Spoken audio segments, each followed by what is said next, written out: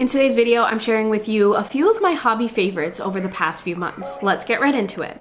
Okay, so if you are watching this video right after watching the video that went up the day before, yes, I'm in the same spot. I'm recording these all at the same time. I am actually on a trip right now, a creative little retreat. So I'll talk more about that next week once I do a whole vlog on that. I'm gonna be talking to you about a few of my hobby favorites that I have really enjoyed over the past few months. We're coming down to our quarterly review, our end of Q1. So I have a lot of wrap-up videos to share with you, and this is probably going to be one of many to come, but I wanted to give it to you a little bit earlier in the month because the other ones are going to be a little bit more relevant once we get to the end of the month. Okay, enough of my rambling. Let's get right into it. The first thing that I want to talk about is reading. By the way, all of these things are going to be pretty familiar because I've done vlogs where I've featured all of these things, but I'll try to point out things that I haven't talked about before in this video.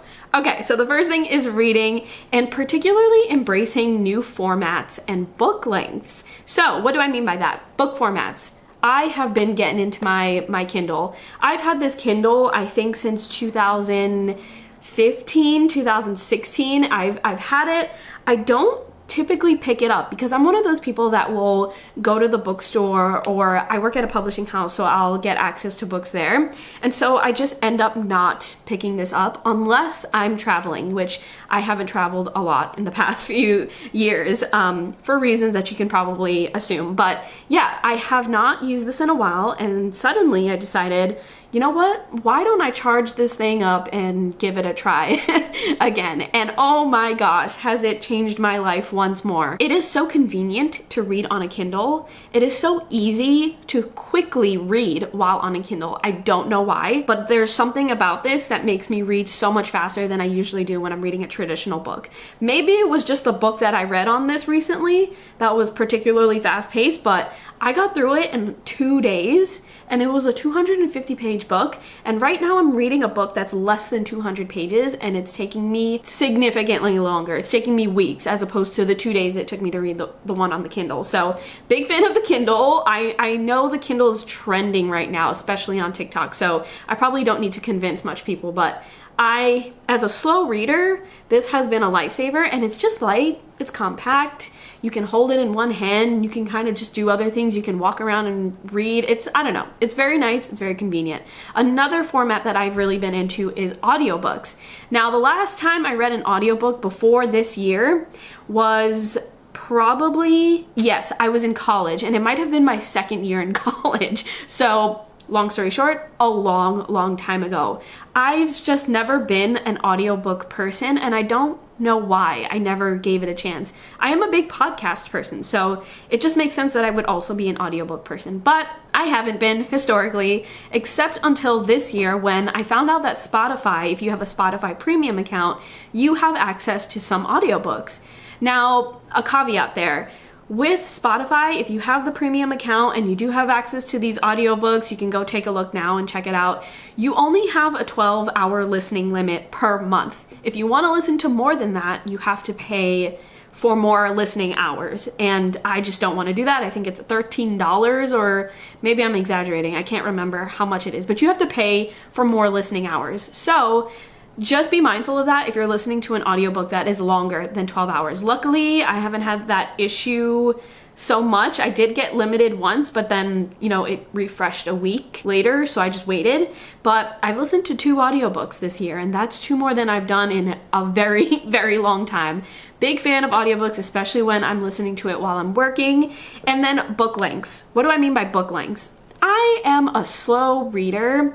I know this about myself. I know that I can't really tackle large books, so I typically don't tackle large books, but I just don't know why I've never actively sought out very short books. And what I mean by short books, I mean like 250 pages or less. There are so many of those books out there, and I've never actively sought them out until this year. I don't know what switched in me. I think I was getting sick and tired of Donna Tartt's The Goldfinch, and I'm still reading that, by the way, but very slowly. I've taken a break from it, and that book is like almost 900 pages, and I desperately needed something shorter and a little bit more fast-paced and fun. And so, sorry, somebody's like power washing something.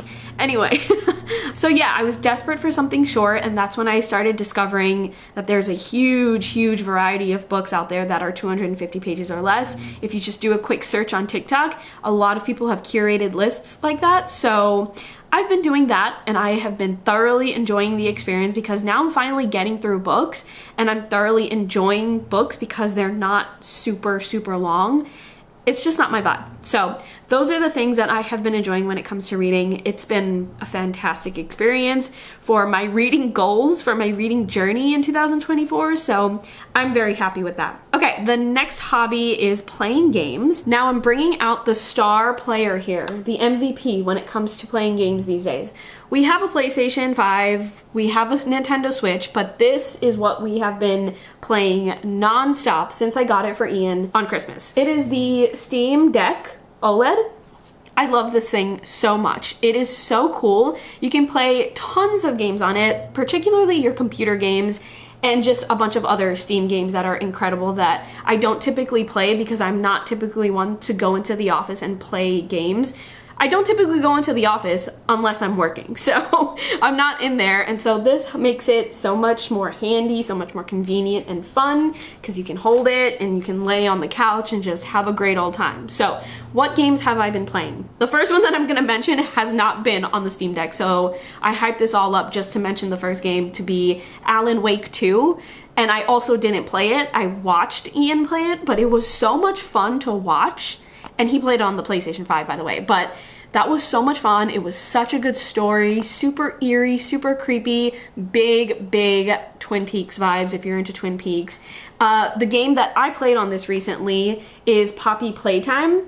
There are 3 chapters in that game, I believe, and I played the first one. It was such a good time. You can see a snippet of that in my hobby vlog that I posted a couple of weeks ago. That one was also super creepy. It was like abandoned toy warehouse vibes, super creepy, especially at the end. And it was a short game as well, so that one was a lot of fun.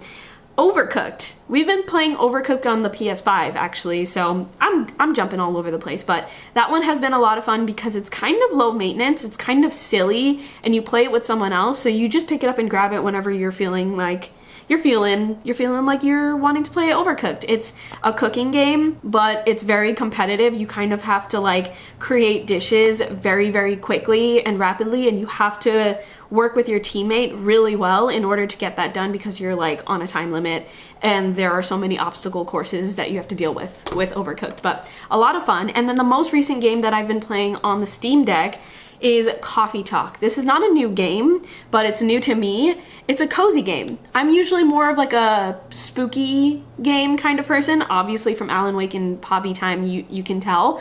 But Coffee Talk is very cozy. You're essentially just making coffee drinks or tea drinks to customers that come into your coffee shop or cafe, and you listen to their stories, you learn more about them, and I'm only a few days into it. And by few days, I mean like each level is a day. So I don't know how it's gonna progress, if it's gonna get more intense or more complex as we go. But so far, very low maintenance, very fun, very cozy. The graphics are awesome too. Those are the games. The next hobby that I've been doing, I mean, honestly, not so well, but I have goals and I have plans for it, is sketching in my sketchbook. I just recently, oops, that's a sticker. I just recently got this sketchbook. It's very tiny. It's smaller than my head. I just found it on Amazon, I believe. I wanted something very small, easy to carry around, easy to throw into this bag right here, which you have all seen so often.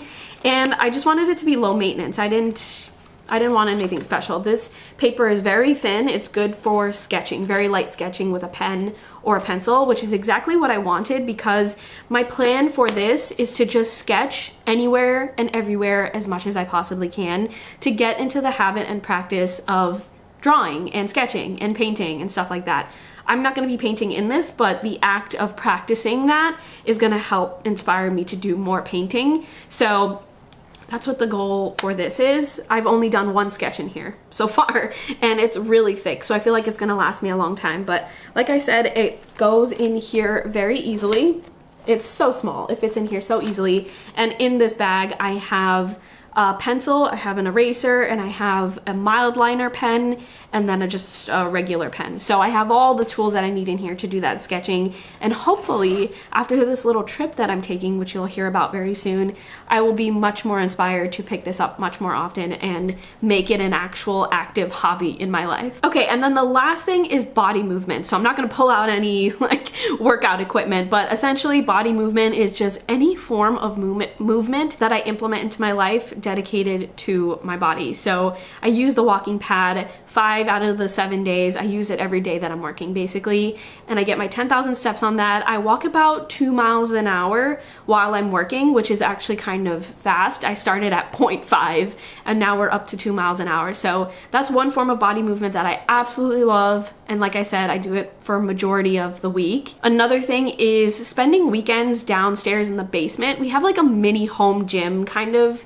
forming. We have like a workout bench, we have a bunch of weights, we have a treadmill, and so we're building something there, and I definitely want to turn it into a home gym once we figure out the basement situation. That's like low priority, but there's stuff down there. And so every weekend, every Saturday and Sunday, while I'm not in the office because I'm not working, I go down there and I work out and I use the weights. It's nothing too intense. It's just a little bit more challenging, which is something that I'm trying to do this year, is challenge myself when it comes to body movement. So that's where I get most of my challenge for the week, if that makes sense.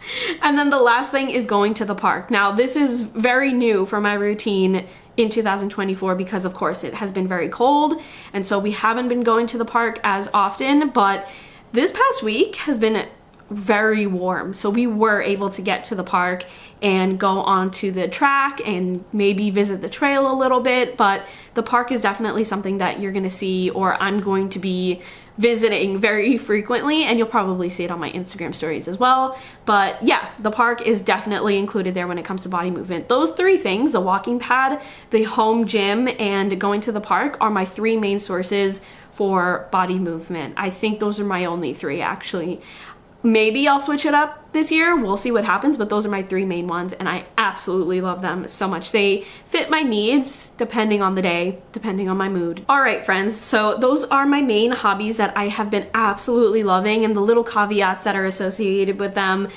It has just been such a great time, and they're super fulfilling, not just for me trying to figure out my work-life balance, but also prioritizing more fun things. I have historically not been good at doing that. I always tell myself that I want to do that, but I never actually apply it. And so that's one thing that I always push off every single year. And I feel like I'm doing a really, really great job at prioritizing it this year. So I'm so happy that I'm able to even do a video like this and share some insight into that. And I hope it inspires you to actively push for more you time, more hobby time. And if you have any questions, if you need some ideas, I have a bunch of videos on my channel, but you can always comment down below and I answer as quickly as I possibly can. But thank you so much for checking out this video. I hope you're having a great week so far, and I will talk to you in next week's video.